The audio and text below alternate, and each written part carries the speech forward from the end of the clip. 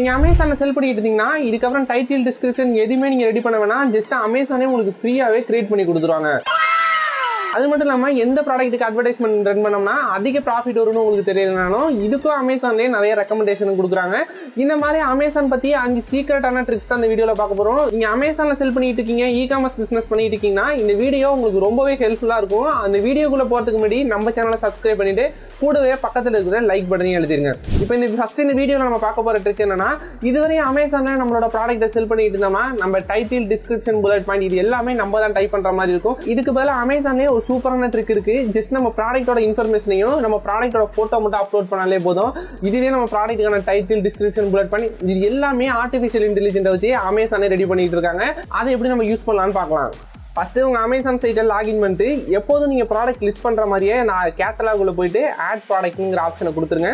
அதே மாதிரி நீங்கள் என்ன ப்ராடக்ட் செல் பண்ண போகிறீங்களோ இதே மாதிரி எல்லா டீட்டெயிலுமே கொடுத்துருங்க. I am not ad a product சொல்லிட்டு நான் அமேசான் கொடுத்துட்றேன். கொடுத்தோன்னா எப்போதும் வர மாதிரி இந்த இடத்துல ஐட்டம் நேம், அதுக்கு கீழே ப்ராடக்ட் டைப்புங்கிற மாதிரியான யூஸ்வலாக வர மாதிரியான ஆப்ஷன் தான் வருது. ஆனால் இந்த இடத்துல புதுசாக நமக்கு ஒரு கண்டென்ட் ஷோ ஆகுது பாருங்க. ஜெனரேட் லிஸ்டிங் கண்டென்ட்னு ஒரு ஆப்ஷன் இருக்குது. இந்த இடத்துல ட்ரெயினோங்கிற ஆப்ஷனை கிளிக் பண்ணுங்கள். ட்ரெயினோங்கிற ஆப்ஷனை கிளிக் பண்ணோன்னே இந்த இடத்துல உங்கள் ப்ராடக்ட் பற்றி நம்ம டிஸ்கிரைப் பண்ண சொல்லியிருக்காங்க. உங்கள் ப்ராடக்ட் என்ன, அது எப்படி ஒர்க் ஆகும், இந்த மாதிரியான எல்லா டீட்டெயிலுமே நம்ம டிஸ்கிரைப் பண்ணும்.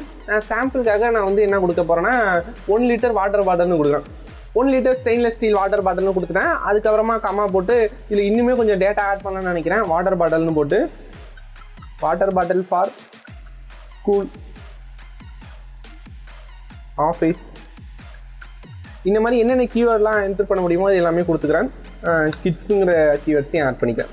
இது மட்டும் போதுமானதுன்னு நினைக்கிறேன். அடுத்தது இந்த இடத்துல நம்மளுக்கு இமேஜஸ்னால ஆட் பண்ணுற மாதிரி ஆப்ஷன் கொடுத்துருக்காங்க. அப்படி மேண்டரி கிடையாது, இருந்தாலும் நம்ம இமேஜையும் ஆட் பண்ணி பார்ப்போம். அந்த இமேஜை எப்படி ஐடென்டிஃபை பண்ணுது, என்னென்ன டிஸ்கிரிப்ஷன் டைட்டிலாம் கொண்டுட்டு வருதுன்னு பார்த்துருவோம். இமேஜும் அப்லோட் ஆகி முடிச்சிருச்சு. இந்த இடத்துல ஜெனரேட் கண்டென்ட்னு ஒரு ஆப்ஷன் இருக்கு பாருங்க. ஜஸ்ட் அதை ஒரு கிளிக் பண்ணலாம்.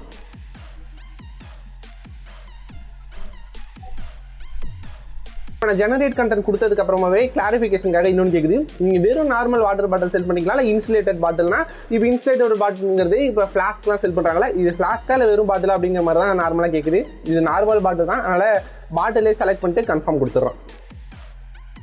கொடுத்ததுக்கு அப்புறமாவே நமக்கு ஆட்டோமேட்டிக்காகவே நமக்கு எல்லாமே ஜெனரேட் ஆகி வந்துருச்சு. இப்போ இந்த டைட்டில் வந்து stainless steel water bottle 1 litre standard design போட்டிருக்கு. பக்கத்தில் பிளாக் இருக்கு. ஏன்னா நான் அப்லோட் பண்ண இமேஜ் கொஞ்சம் டல்லாக இருக்குன்னு நினைக்கிறேன், அதனால இந்த இடத்துல பிளாக் இருக்கிற மாதிரி ஆப்ஷன் இருக்கு. இது உங்களுக்கு பிடிக்கலனா இந்த இடத்துல ரீஜெனரேட்டுங்கிற ஆப்ஷன் நீங்கள் கிளிக் பண்ணாலே போதும். திரும்பவும் நமக்கு வேற ஒரு டைட்டில் ஜெனரேட் ஆகி கொடுக்கும்.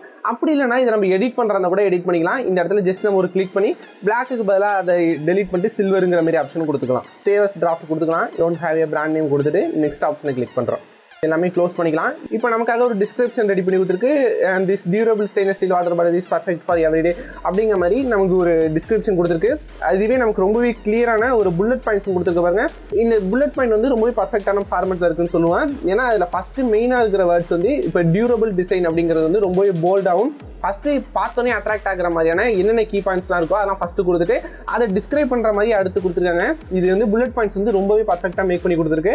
அடுத்தது இந்த இடத்துல லீக் ப்ரூஃப்ங்கிற மாதிரியும் அதோட கெப்பாசிட்டி என்னங்கிற மாதிரியும், அடுத்தது பிபிஎஃப்இ, இந்த மாதிரி என்னென்ன கீ பாயிண்ட்ஸ் இருக்கோ அதெல்லாம் புல்லட் பாயிண்ட்ஸ்லாம் ஃபஸ்ட்டு ஆட் பண்ணியிருக்கு.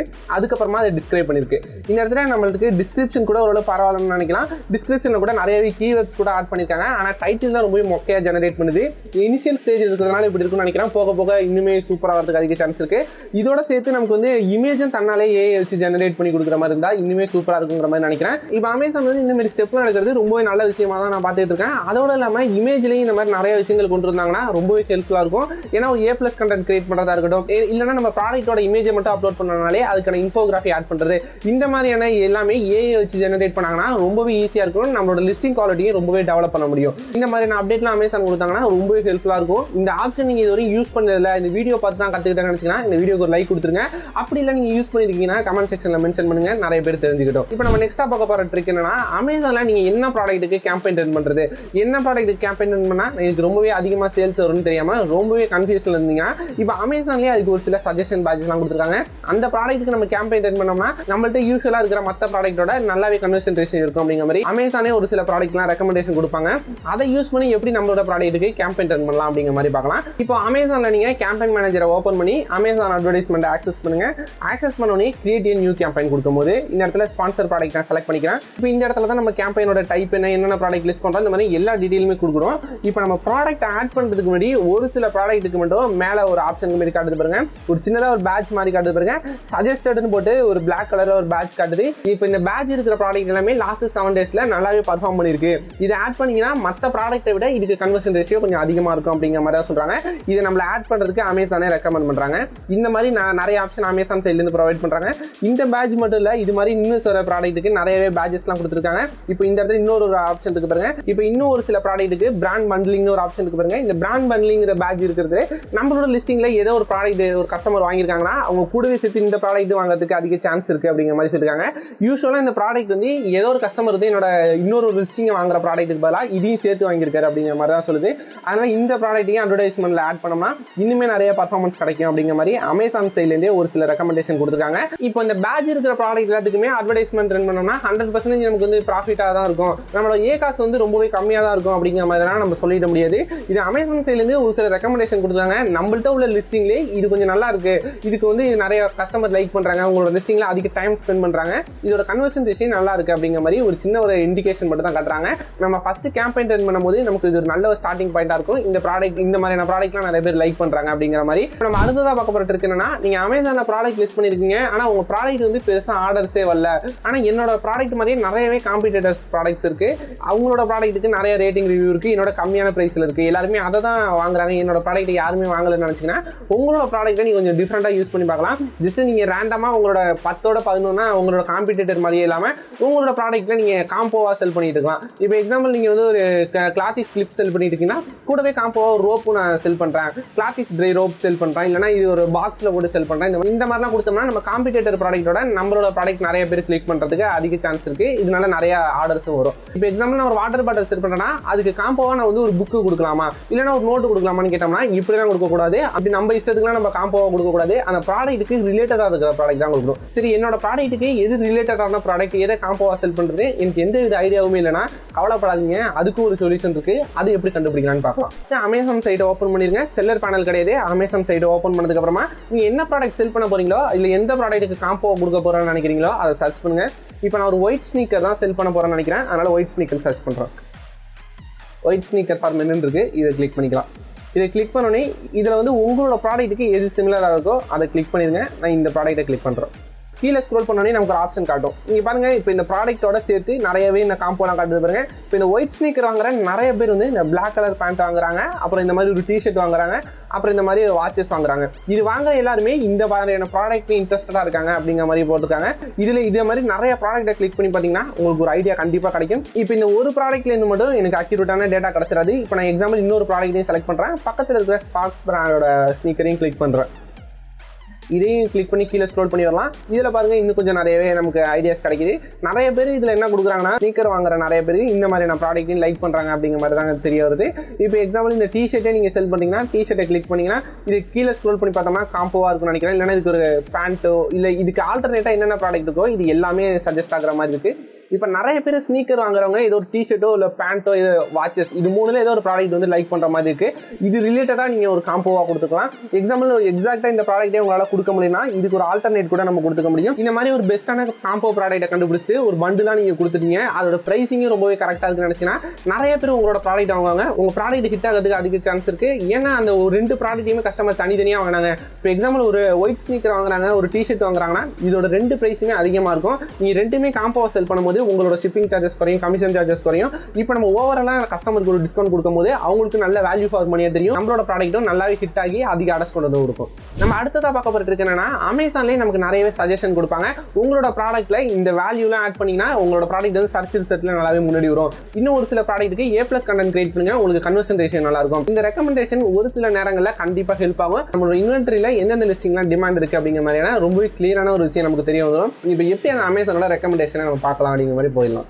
இப்போ நீங்கள் ஃபஸ்ட்டு உங்களோட அமேசான் பேனலில் லாகின் பண்ணிட்டு மெனு ஆப்ஷனை கிளிக் பண்ணுங்க. இந்த மெனுவை கிளிக் பண்ணிங்கன்னா இல்லை ஃபஸ்ட்டு க்ரோத்னு ஒரு ஆப்ஷன் இருக்கும், அதில் ஃபஸ்ட்டு எடுத்துனே க்ரோத் ஆப்பர்ச்சுனிட்டிஸ்னு ஒரு ஆப்ஷன் இருக்கும், அதை கிளிக் பண்ணுங்க.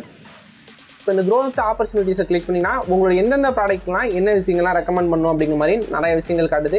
இதில் என்னோட 50 ப்ராடக்ட்ஸ்க்கு வந்து ஆப்பர்ச்சுனிட்டிஸ் காட்டுது. இதில் ஃபஸ்ட்டு ப்ராடக்ட்டுக்கு என்ன காட்டுதுன்னா A+ கண்டென்ட் கிரியேட் பண்ணுங்க, இதோட சேல்ஸ் இனிமேல் இம்ப்ரூவ் ஆகும் அப்படிங்கிற மாதிரி ஒரு ஆப்ஷன் காட்டுது. நிறைய சேல்ஸ் இன்க்ரீஸ் பண்ணி கொடுக்கறதுக்கு நிறைய ஹெல்ப் ஆகும் அப்படிங்கிற மாதிரி காட்டுது. இன்னொரு ப்ராடக்ட்டுக்கும் A+ கண்டென்ட் கிரியேட் பண்ண சொல்லுது. இந்த ஒரு ப்ராடக்ட்டுக்கு வந்து வீடியோ என்ன ஆட் பண்ண சொல்லுது. இந்த ப்ராடக்ட்டுக்கு வீடியோ ஆட் பண்ணிங்கன்னா இதோட ரிசல்ட் ரொம்பவே நல்லா இருக்கும் அப்படிங்கிற மாதிரி காட்டுது.